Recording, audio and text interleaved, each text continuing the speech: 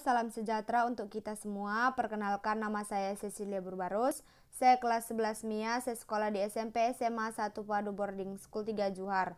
Di sini saya akan menjelaskan tentang teori pertumbuhan ekonomi. Jadi, teori pertumbuhan ekonomi ini dibagi menjadi 4, yaitu yang pertama, teori pertumbuhan ekonomi klasik, yang kedua, teori pertumbuhan ekonomi neoklasik, yang ketiga, teori pertumbuhan ekonomi historis, dan yang keempat itu teori pertumbuhan ekonomi modern Kuznets.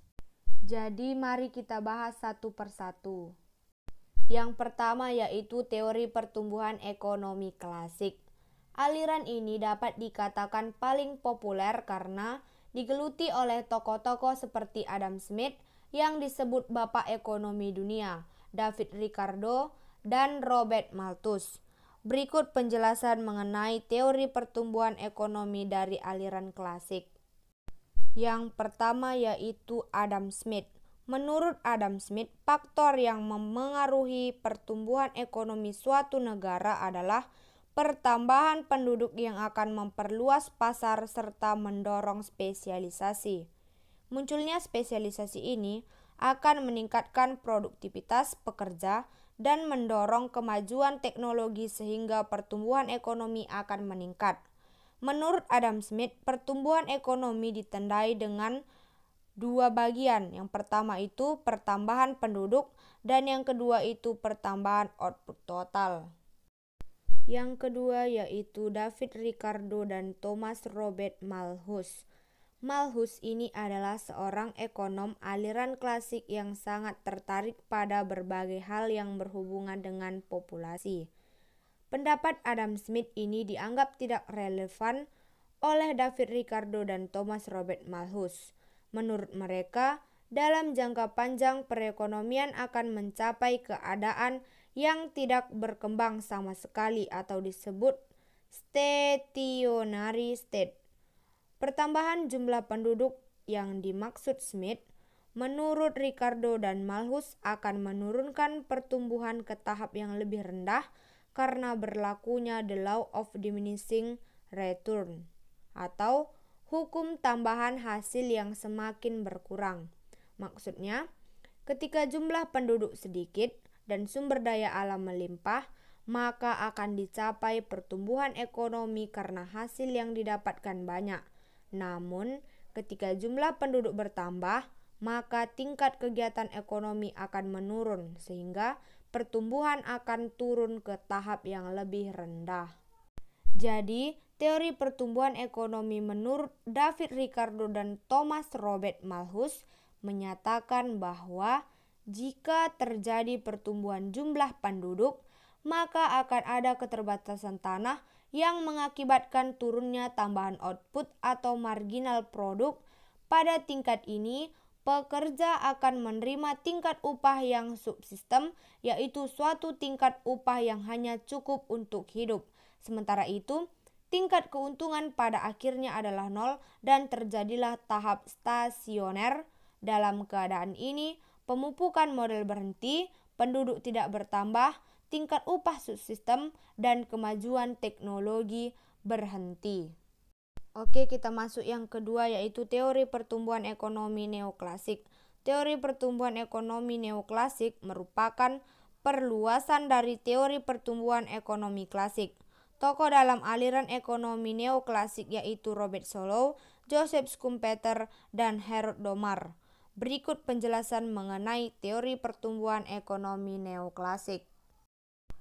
Oke, yang pertama yaitu Robert Solow. Robert Solow menggambarkan pengaruh tabungan, populasi, dan teknologi terhadap tingkat output dan pertumbuhan ekonomi. Kemudian dalam jangka panjang, tingkat tabungan dapat menentukan modal dalam proses produksi. Artinya, maka semakin tinggi tingkat tabungan, semakin tinggi pula modal dan output yang dihasilkan. Jadi rumusnya yaitu Q sama dengan F dikali C, L. Keterangannya yaitu Q sama dengan jumlah output, F sama dengan fungsi, C sama dengan modal, dan L itu yaitu tenaga kerja. Oke, yang kedua yaitu Joseph Schumpeter. Schumpeter menjelaskan bahwa untuk meningkatkan pertumbuhan ekonomi diperlukan peran pengusaha yang membuat inovasi dalam perekonomian. Pengusaha ini memiliki modal yang kemudian akan diinvestasikan untuk kegiatan ekonomi. Hal ini akan menambah pendapatan dan tingkat konsumsi masyarakat sehingga terjadi pertumbuhan ekonomi. Ada 3 faktor yang mempengaruhi proses inovasi dalam teori Schumpeter, yaitu yang pertama, pemanfaatan teknologi baru, yang kedua, keuntungan atau laba sebagai modal, dan yang ketiga, proses imitasi dari pengusaha yang lebih maju. Yang ketiga yaitu Harold Domar. Harold Domar mengemukakan bagaimana caranya suatu perekonomian tumbuh pada tahap yang teguh atau steady growth dalam jangka panjang. Teori pertumbuhan ini juga menjelaskan bagaimana agar kapasitas barang modal bertambah. Menurutnya, untuk meningkatkan pertumbuhan ekonomi yang teguh dalam jangka panjang, diperlukan pertambahan pengeluaran agregat. Menurut Harold Domar, pertumbuhan ekonomi terjadi saat modal dan produktivitas pekerja meningkat. Rumus pertumbuhan ekonomi menurut Harold Domar yaitu growth sama dengan S per COR, di mana keterangannya growth sama dengan pertumbuhan ekonomi, S sama dengan saving, dan COR yaitu capital output ratio. Oke, baik, sekarang kita masuk ke yang ketiga yaitu teori pertumbuhan ekonomi historis. Teori ekonomi historis banyak berkembang di Jerman. Beberapa tokoh yang termasuk ke dalam aliran historis yaitu Friedrich List, Karl Bucher, Werner Sombart, dan Walt Whitman Rostow. Para ekonom dari aliran historis ini menyatakan bahwa pertumbuhan ekonomi terjadi secara bertahap. Berikut ini yaitu penjelasannya.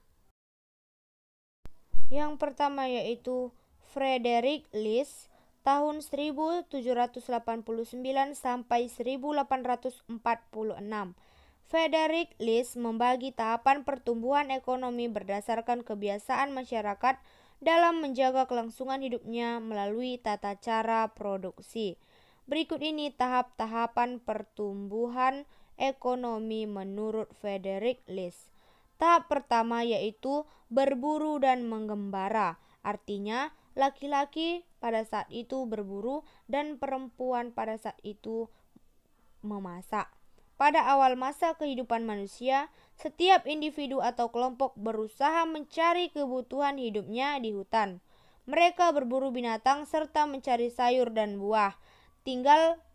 Tempat tinggal mereka masih bersifat nomaden atau berpindah-pindah, sesuai dengan kenyamanan dan keamanan yang dirasakannya.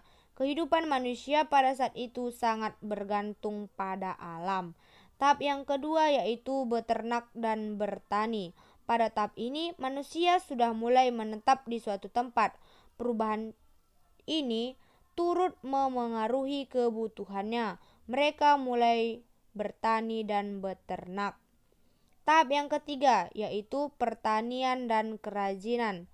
Pada masa ini manusia sudah mengenal sistem pertanian yang dilakukan di sawah atau di ladang. Selain itu masyarakat juga sudah mulai berpikir untuk menghasilkan barang-barang kerajinan, terutama yang berhubungan dengan pertanian, agar hasilnya semakin meningkat. Tahap yang keempat yaitu kerajinan industri dan perniagaan. Masyarakat pada saat ini sudah sangat maju. Mereka berpikir bagaimana cara mengembangkan kegiatan yang berhubungan dengan pembuatan kerajinan untuk dijadikan industri rumahan atau industri besar dan hasilnya dapat dijual ke pasar baik dalam maupun luar negeri. Yang kedua yaitu Karl Bucher 1847 sampai 1930. Karl Bucher membagi tahapan pertumbuhan ekonomi berdasarkan jarak tempuh alat pemuas kebutuhan, mulai dari produsen hingga konsumen. Karl Bucher memandang masyarakat sebagai satu kesatuan rumah tangga produsen maupun rumah tangga konsumen. Berikut ini tahapan pertumbuhan ekonomi menurut Karl Bucher. rumah tangga tertutup. Rumah tangga tertutup menggambarkan masyarakat yang masih sederhana dan terdiri atas beberapa orang dan masih tertutup atau tidak berhubungan dengan rumah tangga lainnya. Pada masa ini, manusia melakukan kegiatan produksi untuk memenuhi kebutuhan rumah tangganya saja. Yang kedua yaitu rumah tangga kota. Dalam perkembangannya, masing-masing rumah tangga tertutup semakin membuka diri dan berhubungan dengan rumah tangga lainnya, sehingga membentuk rumah tangga kota. Kegiatan ekonomi masyarakat dalam rumah tangga ini sudah semakin maju. Kegiatan produksi dilakukan atas dasar pesanan dan telah dilakukan kegiatan pertukaran. Tahap yang ketiga yaitu rumah tangga bangsa. Rumah tangga bangsa terbentuk karena adanya hubungan antara satu kota dan kota lainnya. Dalam rumah tangga bangsa ini, sarana dan prasarana sudah dihubungkan dengan baik dan membentuk satu kesatuan. Beragamnya alat pemuas kebutuhan yang dihasilkan membuat ruang lingkup pasar dalam rumah tangga ini semakin luas. Tahap yang keempat yaitu rumah tangga dunia. Kegiatan ekonomi yang telah terjadi dalam rumah tangga bangsa sebelumnya telah membentuk masyarakat yang lebih luas. Rumah tangga bangsa yang satu akan berbeda dengan rumah tangga bangsa yang lainnya dari segi teknologi produksi, jenis, dan jumlah barang yang dihasilkan. Perbedaan inilah yang menyebabkan terjadinya hubungan yang lebih luas antar bangsa sehingga membentuk rumah tangga dunia. Yang ketiga yaitu Werner Sombart tahun 1863 sampai 1941. Werner Sombart merupakan seorang ekonom dan sosiolog yang membuat tahapan pertumbuhan ekonomi masyarakat berdasarkan susunan organisasi dan ideologi masyarakat. Berikut ini tahapan pertumbuhan ekonomi menurut Werner Sombart. Tahap pertama, zaman perekonomian tertutup. Masyarakat pada zaman ini menghasilkan barang secara terbatas dan melakukan segala sesuatu berdasarkan kekeluargaan. Zaman perekonomian tertutup dibedakan menjadi dua, yaitu zaman perekonomian desa dan zaman feodal. Tahap yang kedua, zaman kerajinan dan pertumbuhan. Pada zaman ini, masyarakat sudah mulai melakukan pembagian kerja dalam kegiatan ekonomi. Setiap penduduk bekerja sebagai petani, pengrajin, peternak, dan sebagainya. Kemudian mereka mengadakan pertukaran hasil produksi. Tahap yang ketiga yaitu zaman kapitalis. Pada zaman ini telah muncul kaum kapitalis atau pemilik modal dalam kegiatan perekonomian. Werner Sombart membagi zaman kapitalis menjadi 4 tahap, yaitu kapitalis purba, madya, raya, dan akhir. Untuk lebih jelasnya, mari kita lihat penjelasan berikut ini. A. Zaman kapitalis purba atau prakapitalis. Yang pertama, usaha yang dilakukan hanya untuk memenuhi kebutuhan individu dan kelompok.